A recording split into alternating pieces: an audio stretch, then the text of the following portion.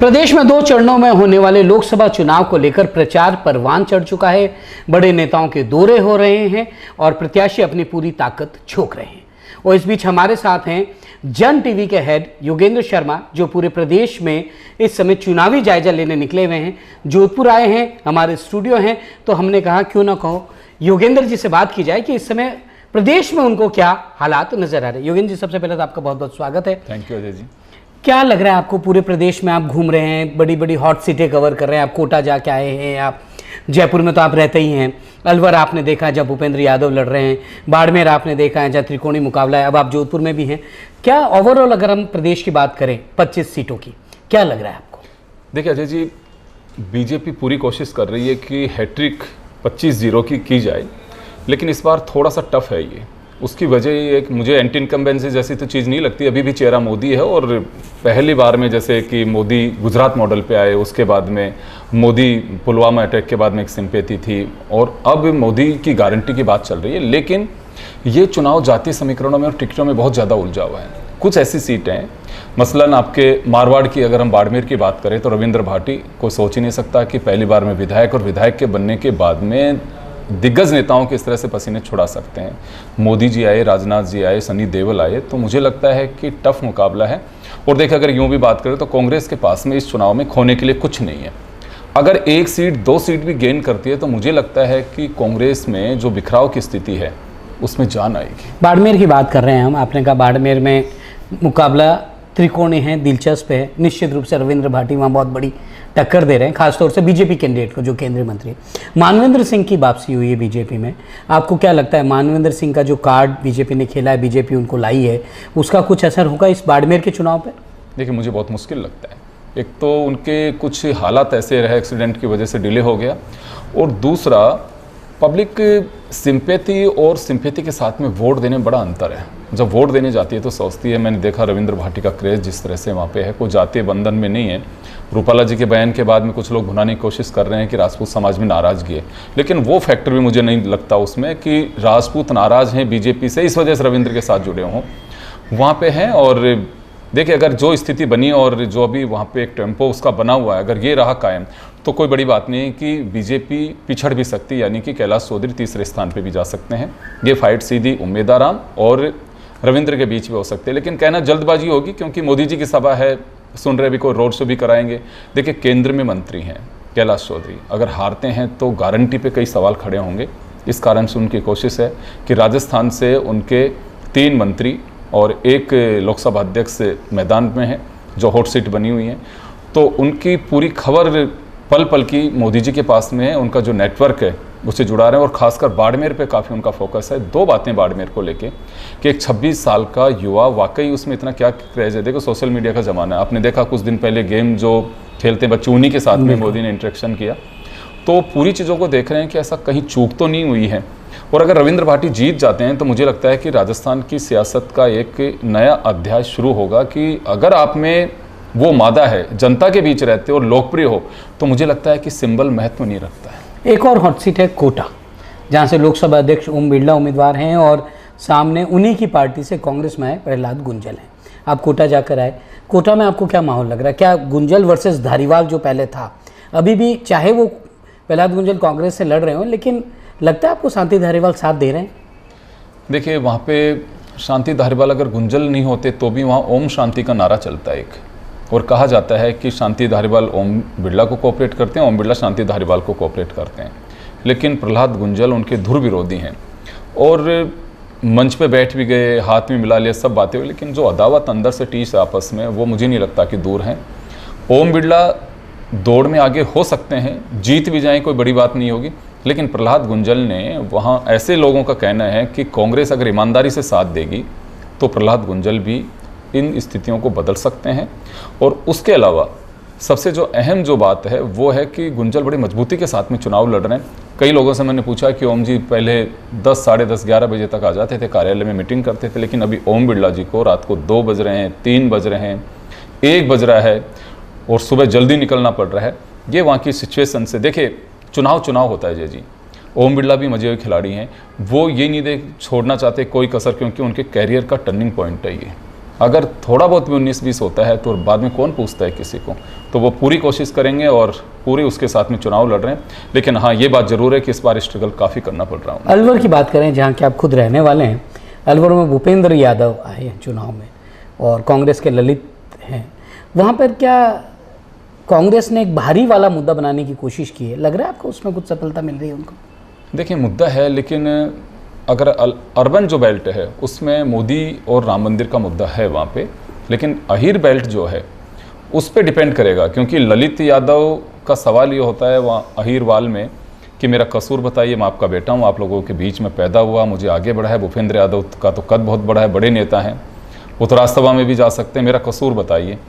दूसरी तरफ भूपेंद्र यादव को लेकर के उनके जो सेकंड चरण के या सेकंड रोल जो प्ले कर रहे हैं, उन लोगों का ये कहना है कि देखिए, भूपेंद्र यादव का कद है, अलवर का विकास होगा, अगर मंत्री जीतेंगे तो मंत्री बनेंगे, मोदी की सरकार की गारंटी वो दे रहे हैं कि बनेगी।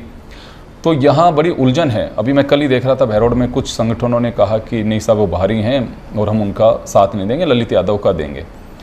तो फाइट है वहाँ पे भी, सहज नहीं है भूपेंद्र यादव के लिए, लेकिन फिर भी उनका नाम है। मोदी जी के रोड शो हैं, अमित शाह का जब हम बात कर रहे हैं उसके कुछ घंटे बाद ही वहाँ पे अमित शाह आएंगे वहाँ पे। बिल्कुल। तो अभी इस बार का मैंने जैसे पहले भी कहा कि चुनाव बड़ा रोचक है, लेकिन एक सबसे बड़ी बात यहाँ पे कांग्रेस की मैं कहूँगा, कांग्रेस का चुनाव तो ये मान के चलिए कि बन गया।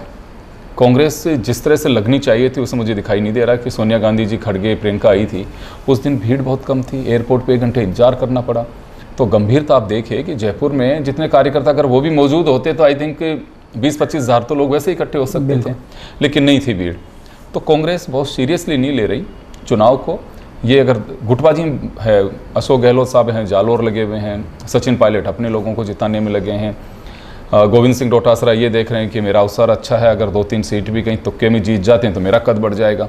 तो एकजुटता जो होनी चाहिए, हालांकि चीफ कैंपेनर बनाए अभी अशोक गहलोत साहब को, लेकिन अब सबसे बड़ी बात यही है कि इनके डिफरेंसेस अगर दूर होते हैं तो कांग्रेस और मजबूत बन सकती है।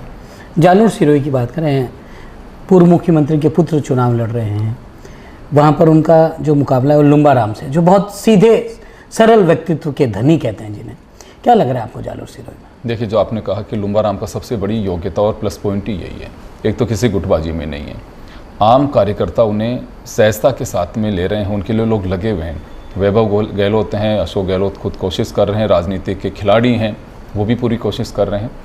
लेकिन इस बार की बॉडी लैंग्वेज वैभव गहलोत और अशोक गहलोत की लग रही है जैसे गजेंद्र सिंह जी के सामने हम लोगों ने उस समय भी चर्चा की थी, आए भी थे, लग रहा था कि वैभव की पार पड़ना बहुत मुश्किल है और लगभग 3 लाख से वोट से 2,74,000। तो यहाँ आपकी बार, लेकिन लुम्बाराम का सबसे बड़ी बस एक ही बात है, कोई गुटबाजी नहीं। पहले देवजी पटेल का लग रहा था कि टिकट कटने से शायद पटेल नाराज़ होंगे और इस तरह से स्थितियाँ बनेंगी, लेकिन कोई नाराज़गी नहीं हुआ। उनका तो प्लस पॉइंट ये है। और वैभव गहलोत को नहीं वहाँ वोट होगा तो देखिए अशोक गहलोत को होगा। वैभव गहलोत कार्यकर्ता में वो अपनी छवि और जो पैठ होनी चाहिए थी उसका अभी भी अभाव है कि पहले नहीं है ऐसा, फिर इनका जैसे स्वभाव को लेकर के भी थोड़ी सी वहाँ सवाल खड़े होते हैं। तो फाइट तो है, लेकिन बीजेपी अभी मुझे लग रहा है कि वहाँ प्लस में है, लेकिन अशोक गहलोत कैंप कर रहे हैं वहाँ पे, लगातार आए, सूरत में भी गए, अहमदाबाद में भी गए, क्योंकि वहाँ बिजनेस के हिसाब से लोग बाहर रहते हैं। तो उन लोगों के आने से कुछ प्रभाव पड़ता है। तो मुझे लगता है कि क्योंकि अशोक गहलोत के लिए एक बड़ी परीक्षा है ये, अगर वैभव इस चुनाव में हारते हैं तो उनका इस्टेब्लिश होना बहुत मुश्किल होगा फिर आगे।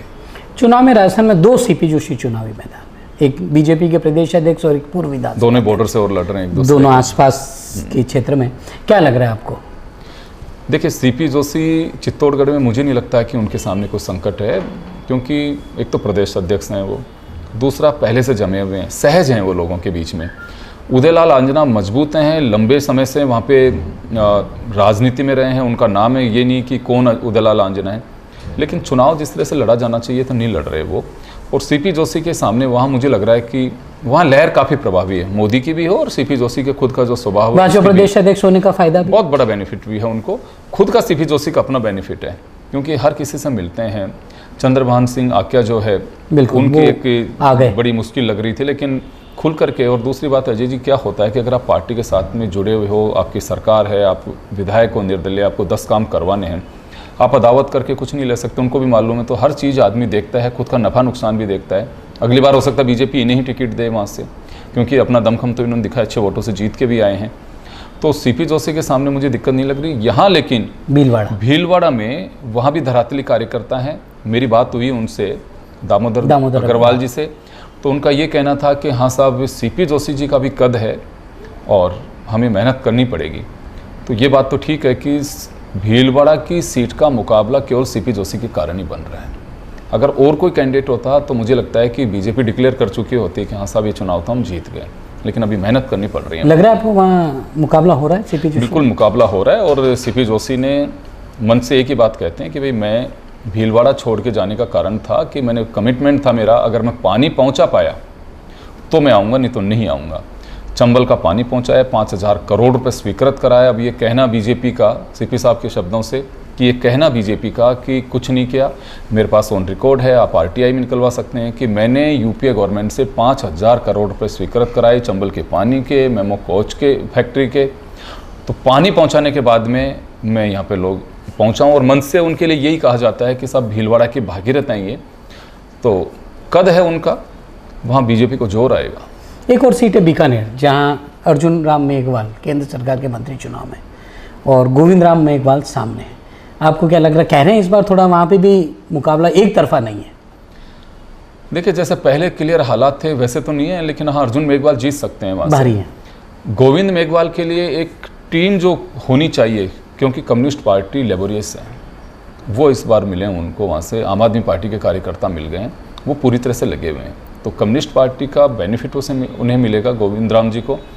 गोविंद राम जी के स्वभाव को लेकर के लेकिन ज़रूर जहाँ चर्चाएं हैं कि अर्जुन राम किसी से भी मिल लेते हैं, गोविंद राम जी तो जो मिलने आते हैं उन्हीं पे सवाल खड़ा कर देते हैं, कहते हैं कि आप कौन से तक पढ़े हैं, कि साहब 10वीं तक, तो बताओ कहाँ से आपका भला होगा, इतने कम पढ़े। और कोई कहे कि क्या पढ़े, सब डबल MA हूँ, तो बस तो दिमाग ख़राब होना ही था आपका, तो आप इतने पढ़ लिख गए। तो इस तरह की चर्चाएँ उनकी कॉमन हैं। और आप जानते हो कि माउथ पब्लिसिटी जो है किसी की छवि बना भी सकती है और बिगाड़ती ज़्यादा है, क्योंकि हम बीकानेर और बाड़मेर दोनों में आप देख लीजिए। बाड़मेर में रविंद्र भाटी को कितना देखा, JNU का प्रेसिडेंट रहे, उसके बाद में पहला चुनाव विधायक का लड़ा, यही उनकी योग्यता है, लेकिन वो जीत के, क्योंकि यार रविंद्र हमारे बीच रहते रहे और रविंद्र भाई है, और इसी तरह से उन्होंने अपनी पैठ बनाई। हमने जब बात भी की उनसे तो किसी की बुराई नहीं की, उन्होंने अपने एजेंडे पे चले। इसी तरह से अर्जुन राम मेघवाल भी सहज हैं, और गोविंद राम मेघवाल ठीक है, वहाँ पहले बीजेपी के रहे हैं गोविंद मेघवाल भी, तो वहाँ फाइट तो है, लेकिन अर्जुन मेघवाल का फिर भी मुझे पलड़ा भारी लगता है वहाँ। सचिन पायलट के प्रभाव वाली सीटों की बात करें, दौसा, टोंक, सवाई माधोपुर, उस तरफ आप क्या देख रहे हैं? क्या ऐसा है कि जहाँ सचिन ने उम्मीदवार बनाए हैं वहाँ अपने, और उनके लिए सचिन पायलट काम भी कर रहे हैं, लगे हुए हैं, आपको क्या लग रहा है, कुछ सफलता दिखती है कांग्रेस को? देखिए, जयपुर ग्रामीण में अनिल चोपड़ा को टिकट दिलवाया है, और वो उनका यूँ कहूँ कि शिष्य की तरह है। प्रधानमंत्री जी की सभा थी कोटपुतली में, गुजर बाहुल्य के गुजर जो थे वहाँ पे यूथ, उनसे हमारी बातचीत हुई, तो पूछा उन्होंने कि साहब हम मोदी जी को देखने आए, लेकिन वोट तो हम जहाँ पायलट कहेगा वहीं देंगे। मैं कहा ऐसा क्यों? तो कुछ जगह पे मोदी जी या राम मंदिर इफेक्टिव से ज़्यादा वहाँ जातियाँ इफेक्टिव हैं। और सचिन पायलट, ये जो 3 सीट जिनका जिक्र कर रहे हैं, मैंने तीसरी आप ऐड की है, टोंक, सवाई माधोपुर और दौसा, दोनों जगह इनके लोग हैं, और उन्हें चुनाव भी लड़ा है। जब ये डिफरेंसेस थे अशोक जी के और इनके, उस वक्त ये दोनों खड़े भी रहे थे, मुरारलाल मीणा, हरीश मीणा, तो वहाँ पैक्ट एक तरह से, क्योंकि गुजर काम करता दिख रहा है, काम करता दिखाई दे रहा है, और ये रहा तो दोनों सीट बीजेपी के लिए खतरे में हो सकती हैं। तो ये थे योगेंद्र शर्मा, जिनसे आपने सुना प्रदेश की सीटों की क्या स्थिति है। कहीं ना कहीं चाहे कांग्रेस पूरी तैयारी के साथ चुनाव नहीं लड़ रही है, लेकिन कुछ ना कुछ सीटें ऐसी है जहां पर उसके कैंडिडेट अच्छी स्थिति में हैं। हम आज के हमारे इस कार्यक्रम फिलहाल इतना ही, हमें दीजिए इजाजत, नमस्कार।